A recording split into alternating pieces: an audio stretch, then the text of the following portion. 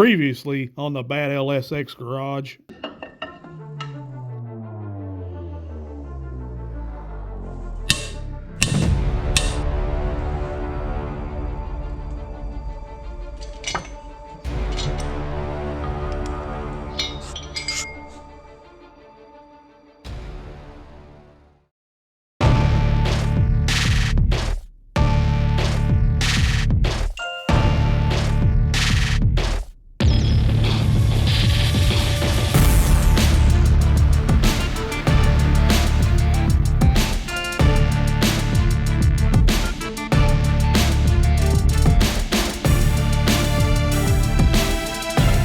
Get in a car like this and smile, there's something wrong with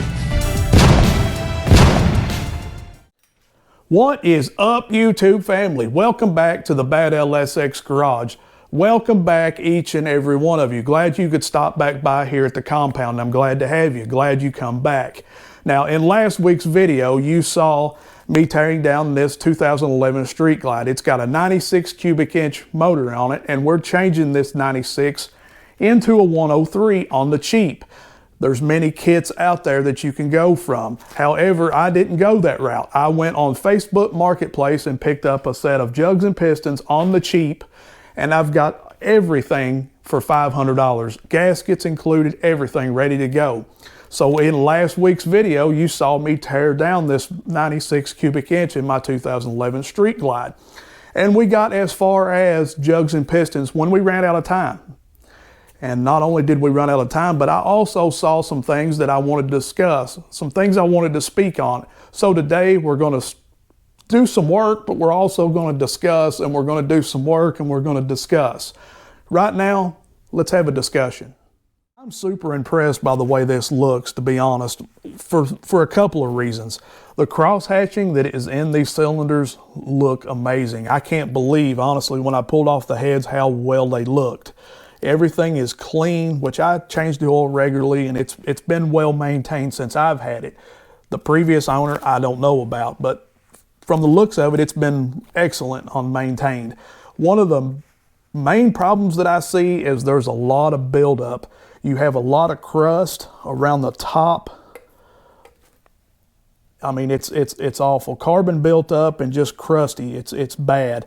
And this is the main reason why I do not like having your oil system vented into your intake, because of this reason right here. Back in the day, the three-letter organizations like EPA, well, they decided that not only for Harley-Davidson, but for even Chevrolet, Ford, Dodge, that we had to have this design that recirculates the oil. You know, this motor, it feeds off of oil, so why not just recirculate it? Just put it right back into the engine instead of putting it in the atmosphere, right? Well, wrong, because here's what happens. You have these banjo bolts, right? They have a hole through them. I don't know if you can see the hole. I don't know if you can see daylight through that hole.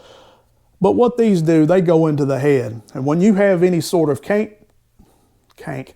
crankcase pressure, these are supposed to relieve that. Well, with that pressure comes oil. And with oil, well, it can't just be vented out or into something. It's got to be vented into something that makes it burn cleaner. Does it burn cleaner? Well, for the atmosphere, maybe, but for your motorcycle or car, no. So what it does is these banjo bolts go through your head, and you have one on each side.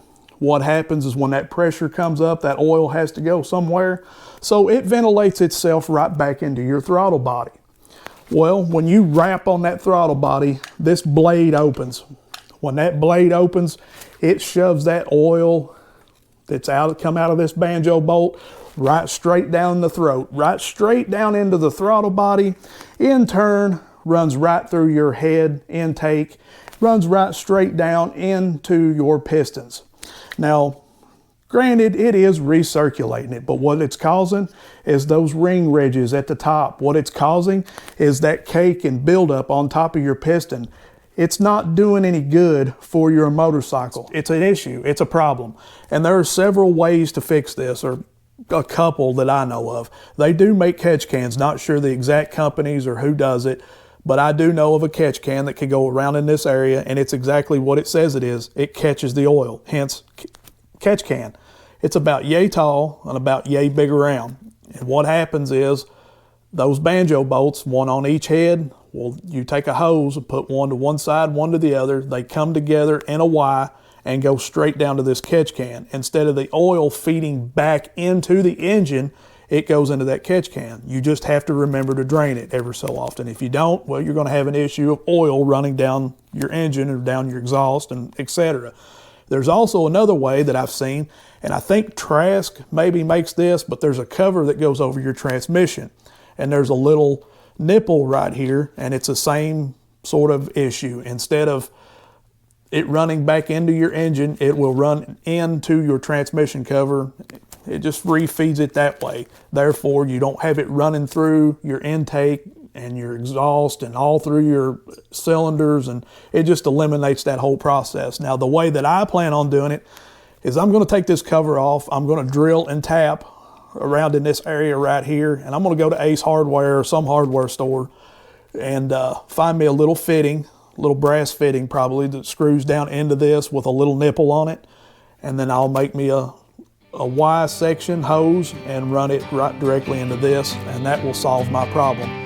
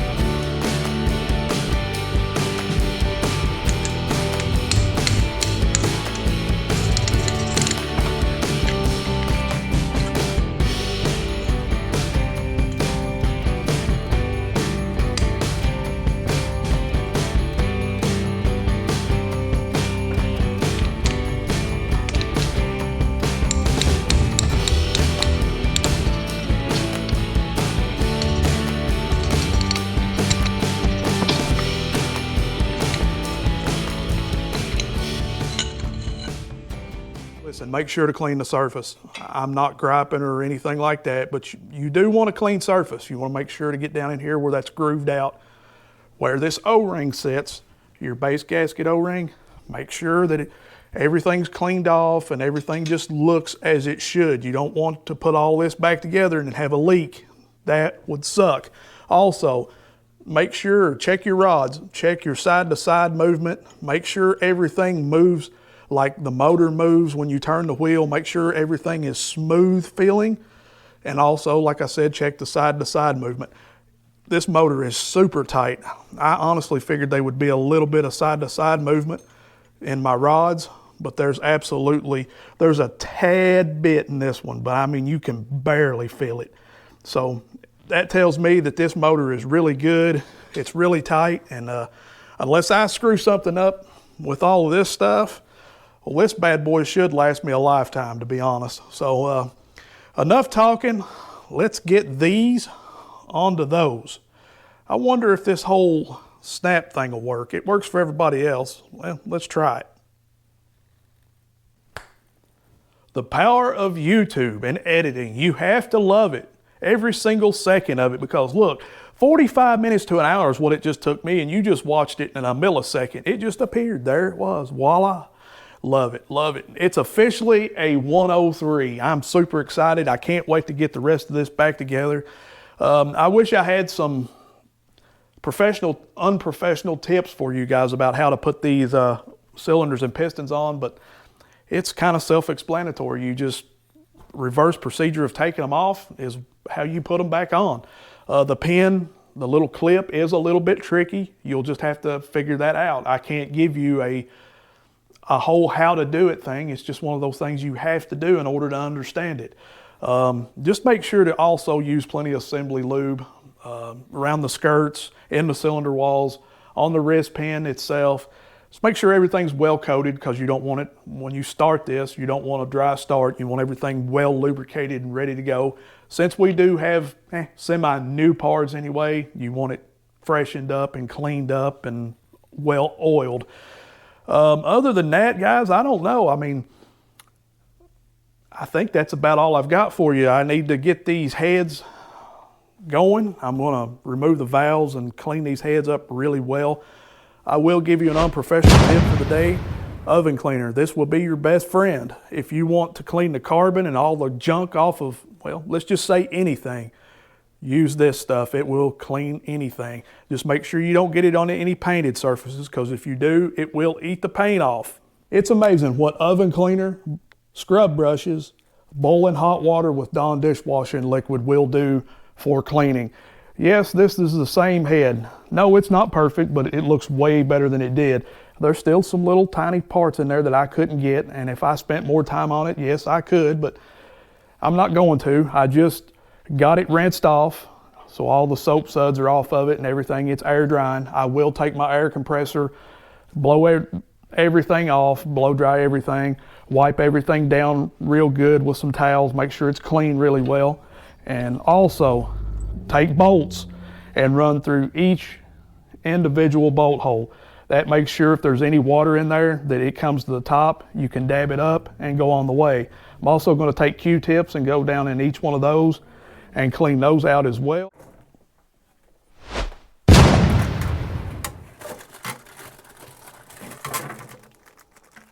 Yes, you just saw me pull these out of the freezer. No, I am not crazy. Listen to me. If you're cold, don't you shrivel up? Well, that's the same thing with these gaskets. They're going to shrivel up, and it just makes them easier to get in that exhaust port. Just a little unprofessional tip. I did go with a 30 thousandths Cometic head gasket. I went to my local dude. He's built hundreds, if not thousands of bikes. Matter of fact, he just shipped one from Richmond, Kentucky, where we live, to Texas, somewhere in Texas, I'm not sure, a built 124. So I went to pick his brain, and because it was driving me insane, and I thought, I need to ask somebody before I go any farther, because you guys seen, these do not have compression releases. And honestly, I don't want to go that route. I want to keep it on a budget. So I asked him, I said, Bernie, because that's his name, that's his motorcycle shop name. I said, Bernie, I got to pick your brain. I don't want compression releases, but I want better compression. I've already got 30 thousandths head gaskets, and well, he interrupted me right there and said, what's the problem? You should be able to put, matter of fact, why didn't you put 10-to-1 compression pistons in this? And I just kind of looked at him, and with that dumbfounded look on my face, like, you know, trying to do this on the cheap. So that's what I told him, and he said, listen, you could put 10-to-1 compression pistons in this bike, plus run a 30 thousandths head gasket, and then you may need compression releases. He said, but absolutely not. Slap it together, it's going to be fine. So I'm going to take his advice, and that's what we're going to do.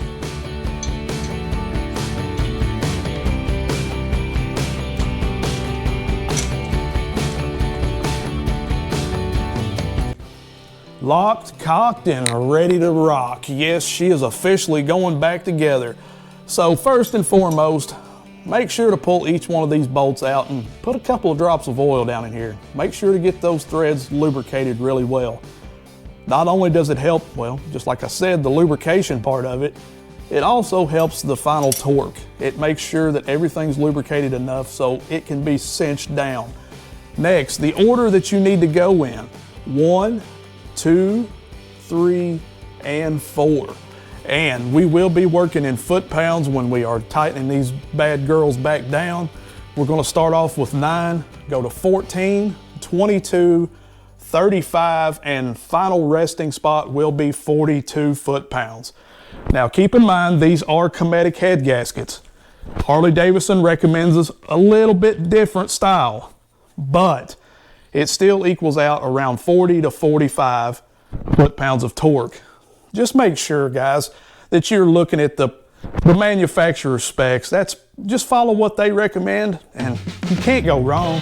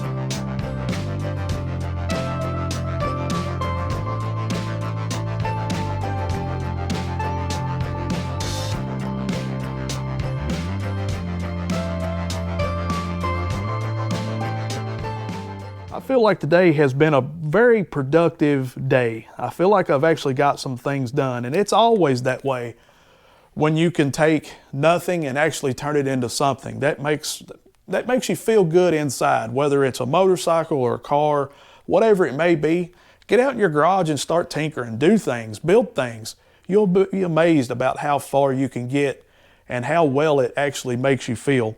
Unfortunately, it's that time to say goodbye. It's that time to stop once again. And I know just as soon as we start having fun, as soon as we start getting to the good parts, it's time to quit. Unfortunately, that's just the way it goes. In next week's video, well, we should be able to get this pretty much wrapped up and possibly, maybe, even have a first startup. I don't know. We'll just see what happens. But right now, I've got tons of bolts to clean, and I know you guys don't want to sit here and see me try to clean these bolts with a razor blade and WD-40. So if you haven't yet, go down there and hit that like button. And also, if you haven't subscribed yet, hit that subscribe button on your way out. I know now, listen, I got a little thing that tells me every time somebody subscribes, or if you don't subscribe, and there's a lot of you out there that hasn't subscribed yet that are watching my videos. I see you watching me, watching you, watching me. I see that. So you need to go down there and hit that subscribe button. But either way, I love each and every one of you. Glad you stopped back by, and stick around, stay tuned for next week's video. It's going to be a blast. All right, all you OGs out there, you show these new ones what we do around here. You ready? Let's do this. Peace. I'm out.